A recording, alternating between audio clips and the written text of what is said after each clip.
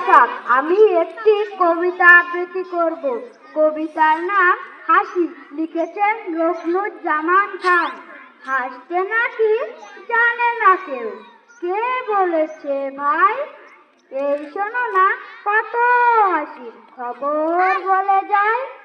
খোকন হাসে ফোকলা দাঁতে, চাঁদ হাসে তার সাথে সাথে, কাজল বিলের শাপলা হাসে, হাসে সবুজ ঘাস।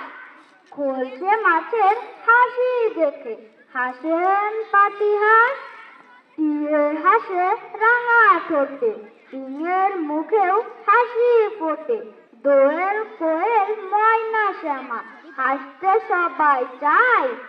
বোয়াল মাছের দেখলে হাসি দিলে চমকে যায়।